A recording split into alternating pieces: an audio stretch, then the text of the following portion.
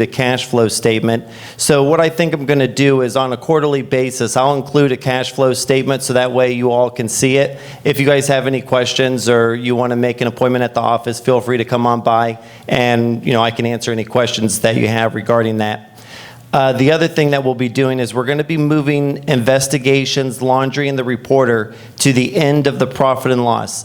It's going to separate our regular association fees and expenses from some of the items that sustain themselves. So I think it'll be a good way of showing whether or not they run at a surplus or a deficit on those items alone. I think that's about all I have. Does anyone have any questions? Any questions for the treasurer? Please come up to the mic. Good morning, sir. Good morning, everybody. Ed Grossman. Glad everybody didn't get hurt.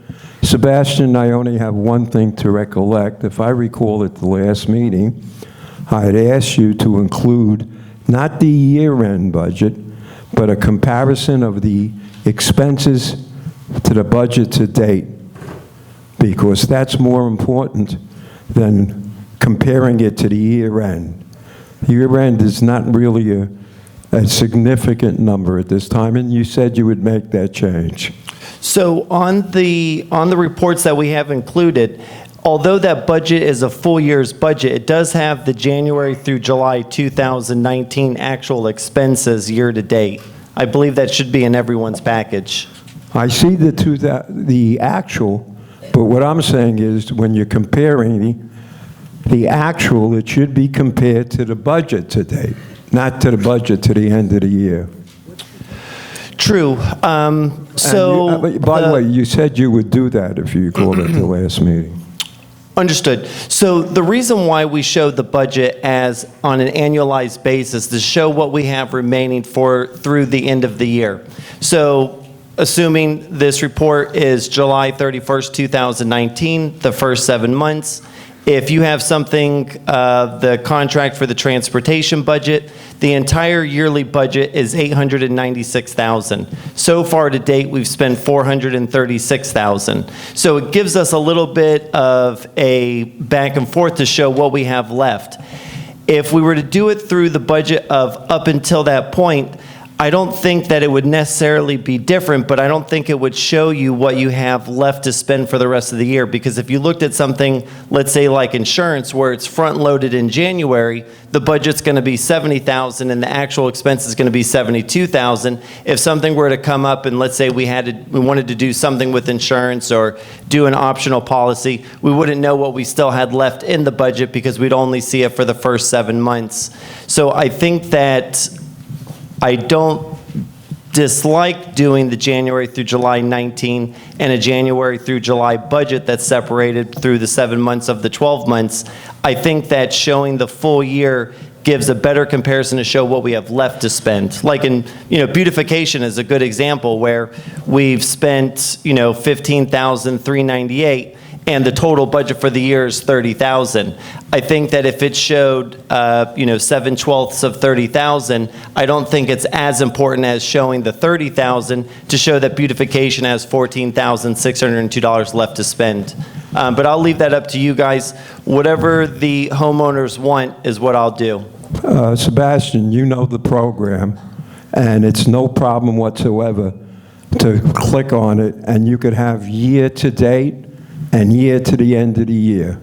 And I hear your theory. I know what's done normally. So I don't think it's a big deal for you just to include that because it's already included in the mechanics of the software. So what I'll do is, at the next delegate meeting, I'll do a performance budget, which will have those line items. It'll be landscape, so it may be a few more pages. We can omit the 18 to 19 comparison, and that way we still have the same number of sheets in here, and then let everyone take a look at it, and then if you guys like that one better, we can just stick with that one. Where do I see the 18 on here? I think it's page number 3.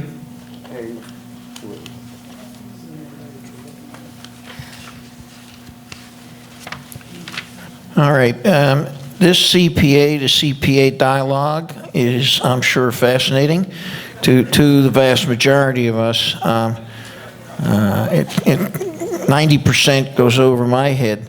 Ed, I think if you really have some of these issues you're worried about, come in. He's very easy to talk to, and I think Sebastian knows that already, so just including it, I don't think is a big deal. okay. Thank you. Thank you, Ed. Thank you, sir. Any other questions for Sebastian? I think it was a good report as usual. Sebastian, thank you. Thank you, everyone. I hope to see you on September 11th. Say again? September 11th. Oh, okay. Yeah. Have we lost any delegates? No, fortunately not. We have some important business, so if there's not a great objection, I'm going to skip the officer's report. We'll come back to it and bring up Anita to deal with the bylaw articles that have to be voted on. Anita Buchanan, Chair of our Advisory Committee. Right. Thank you, David. And I'm glad everybody's safe and well after watching and waiting for Dorian, which mercifully missed us. Okay, I'll get that in a minute. If you have your packet, at the end of it, there's a page on vote on bylaw Articles 3 and 5. You got it? Okay. Thank you. And if some of you have your booklets that were published back in February, you might want to refer back to that as well. On June 7th, way back to June 7th, the advisory committee brought you Articles 1 through 5, the first batch of proposed amendments from the committee. You voted on 3 of the articles, but you asked us to make modifications to Article 3 and 5, and that's what we have here today. So if you look at the sheet that you have in the bylaws, Article 3 was about quorum, and this is section, let me see where it is, section A6. Oh, no, that's line item veto. Let me go back. Section F2 on quorum. As you know, right now, if there's a proposal or petition up for vote, and it comes to delegate assembly and there's no quorum, then the decision reverts back to the executive board recommendation. The delegate assembly asked us to change that and say that if there's no quorum and there's a vote up for decision, that we move to the next delegate assembly and try again. In other words, I think what David called 2 bites of the apple. People get a chance if they miss a quorum once. If quorum's there at the very next meeting, they get a chance to vote. At that point, if there are 2 missed quorums, then the executive board recommendation holds. Does that make sense? Okay, I'm going to just read it to you because that's protocol, and then I'll turn it over to David to state the question and call for discussion. If a quorum is not present at any regular, special, or emergency meeting of the delegate assembly, all motions passed by the executive board shall be brought forward to the next delegate assembly for another vote.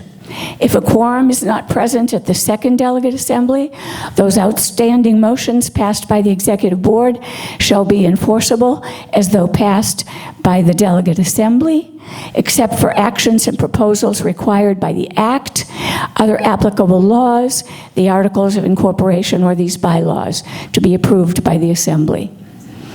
Make sense? Everybody happy with that? David, do you want to state the Marilyn, question? can you bring that one up? You want to ask for discussion first, Dave? Yeah, well, we'll need a motion, but Yeah, oh, okay, we have thanks. to bring it up on the screen. Thank so you. Might as well get it up there. Okay, thank you. So we'll need a motion to make that happen. Would someone like to move for the passage of that amendment? All right, Ed? You move to accept the motion. Do we have a second? All right, Dan, discussion, yes, of course. Any discussion on this? Yes, come up, Randall. It's appropriate you get the first question as a former chair of the advisory committee. First sentence here, if quorum's not present at any regular, special, or emergency meetings of the delegate assembly, all motions passed by the executive board shall be brought forward to the next delegate assembly for another vote. Another vote infers there was a first, and since there wasn't first, there can't be another. Yeah, that sounds very reasonable. All right, I have a So it just should, one word needs to be struck. well, can I just make the correction, and if there's any objection, then you can No, start yelling. within the scope, I got you. Okay, it should read, if a quorum is not present at any regular, special, or emergency meetings of the delegate assembly, all motions passed by the executive board shall be voted on at the next meeting, period. If a quorum is not present at this next meeting, those outstanding motions passed by the executive board shall be enforceable, et cetera, et cetera. Sounds good. There's too many delegate assemblies, there's 5 in this paragraph, I think we know it's the... All right, we can't, All right, you can say at the next meeting of the delegate assembly, okay? all right. Everybody got the gist of this slight change? And Dan? Yeah, about the quorum here, I see the list of people of the association that are not attending. Is there any way you can do in the bylaws, add up or change or whatever, for those who are chronically not attending? Is there anything that Boy, UCO that sounds super, I don't see how we can do that by imperial decree. We occasionally have the vice presidents attempt to call in their quadrant those folks that don't show up. It's very strange in America that people would so readily give up their vote, but we can't really force them. So that one's a little out of order. Dr. H. Yes. Richard Handelsman, Plymouth V. 4 points. First, I would like to thank, as I remember, Mr. Grossman for making the suggestion that instead of 1 meeting, it be 2 meetings missed. Secondly, the executive board and the officers, of which I am part, are not automatons. Merely because we can act if there are 2 consecutive non-quorum meetings does not mean we will act. We will decide conscientiously whether or not to even act or delay until even a 3rd meeting. Third, the powers of the executive board are severely restricted, as it says in this statement, by the Articles of Incorporation and relevant statutes. And finally, should a hurricane prohibit the meeting of a delegate assembly not held is not a non-quorumed meeting. Until the meetings can be held, will just be in abeyance. Thank you. Are you suggesting a change in any wording? Okay. Yes. Thank you. I'm just explaining why I'm for this. Thank you very much. Appreciate it. All right. Are there any other comments, questions? All right. Why don't we call this one and get your clickers. Say again. Oh, sure. It's up on the screen. What? No, I know what she's saying. We did a little modification. We need it reread with the modifications. Go Okay. ahead. That's Okay. fair. So the motion would be to vote for Article 3 as modified to say that, in the second line, all motions passed by the executive board shall be voted on at the next meeting of the delegate assembly, right? And if a quorum is not present at the second delegate assembly, those outstanding motions passed by the executive board shall be enforceable as though passed by the delegate assembly. with all the provisos that come after it. Okay? Okay. Everybody comfortable with that? It's a little, yeah, all right, fine. If everybody understands it, great. It sounds a little fuzzy to me, but go ahead, Randall. Instead of saying at the second delegate assembly, as I originally said, just say at this next meeting. Exactly. Okay, very good. Are you, I don't have to bring this back to you, do I? Are you comfortable if we make the edits? Yeah, rather than going through the whole process again? Thank you. right. Okay. David? For the vote? Yeah, go ahead. Please, get your clickers in hand and press the number that reflects your vote. My clicker. Oh, where did I put it? Oh, thank you, wrong one. Huh?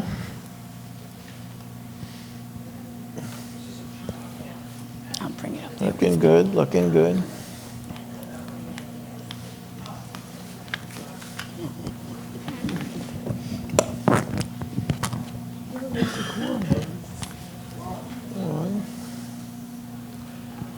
That's pretty good.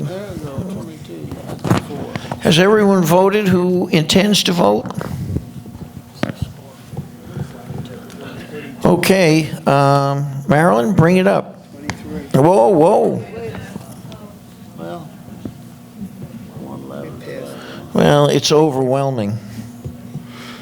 So that article passes. 124. Anita, you have any more to bring up? I do. I just want to get that vote. I can't see it. 111 to 12. Yeah, please make sure we have a copy of the graphic. That's a good way to get it, Ken, Yeah. for the minutes. All right. Okay, thank you. Also at that meeting on June 7th, we looked at the issue of line item veto. Do you remember that? The item that allows delegates to have a line item veto is already in Article 8, Section 8H under Finance Committee, but you recommended that we include it in Article 5, Powers and Duties of the Delegate Assembly. So this was just to reinforce it and repeat that delegates have a line item veto.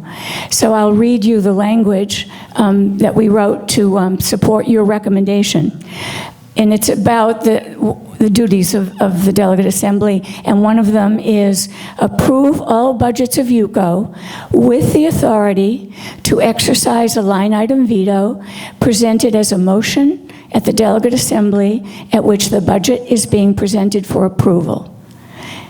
And then we just say at the end, see also Article 8, Section H, Finance Committee, so people know that it's in two places. So David, if you want to state the question?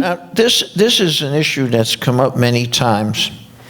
In the past, this was just plunked down in front of you with a take it or leave it. Now the delegates are gonna have the opportunity, if they pick up on something that's really egregiously in error, you can fix it. You can fix it right here at delegate assembly. So would someone like to make a motion on this one? Marilyn? Would you like to make a motion? I would be delighted to make a motion that we propose amendments to approve all budgets of UCO with the authority to exercise a line item veto and so forth and so on. All right, we can't hear you, but Marilyn has moved to accept the motion as read. Is there a second on this? Paul. Okay, Paul Goldfarb seconds it. And any discussion on this item? I know I shouldn't inject my own views, but I think this one's long overdue. I do too, and I'm for it. I just want one clarification. When we talk about accepting or not accepting a line item veto, I want to make it clear that's not only as to the expenses or the income in the budget, but as to the addition or subtraction from the suggested reserves. So I think that should be clarified in your budget, because normally people are thinking, oh, we're going to object to $12 over $13 on a telephone. But I think we have to make it clear that we have the ability to object to anything any other additions to the budget, and I'd like that included. Is that at that day when the budget is being approved? Yeah, of course. Okay, so can we just say to a line item veto on any items Yeah. presented? Just why can't you be clear and say, including the reserves? Including Oh, yeah, okay, fine. Sure. All right, Jean? I'd like to change veto to modification so that the items can be modified either differently rather than just taking them out. Veto means getting rid of them, whereas modification means we can change them. Yeah, that's clearly within the scope. Probably a good idea. Sure. Veto is a little final. All right. Everybody okay with that? Any other comments or questions? One more.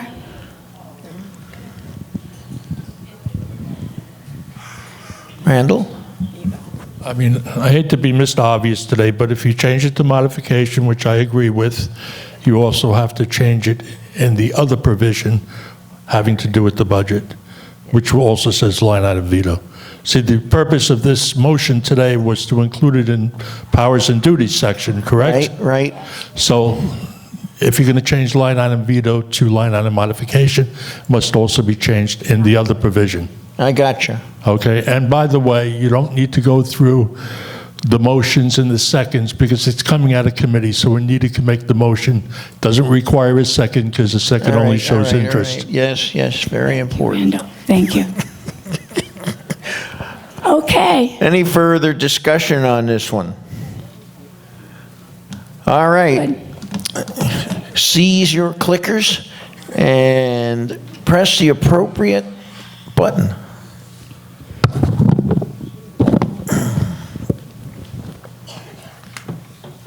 Ed? Are we approving it as it's been amended?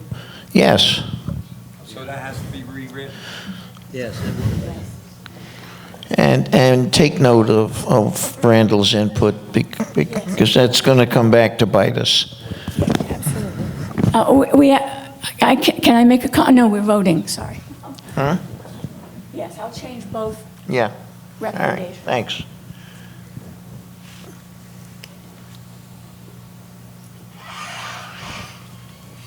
All right. Has everyone who is going to vote voted?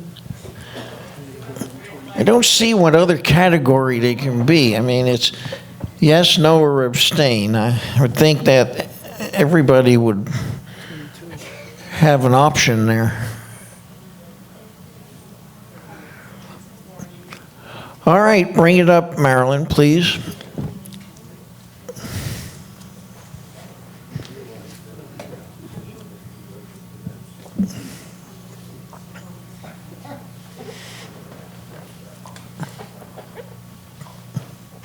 Woo!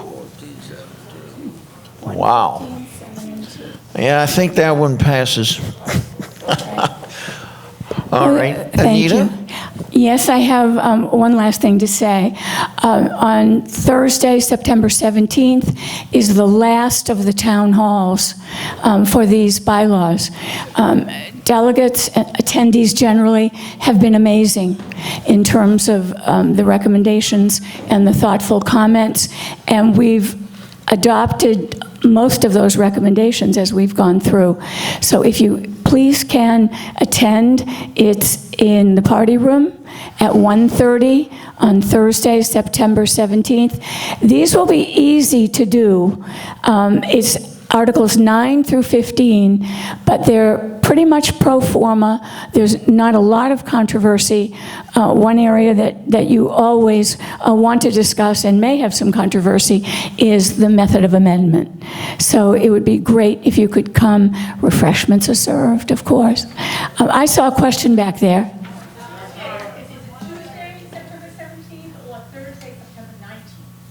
It's Tuesday. Did I say Thursday?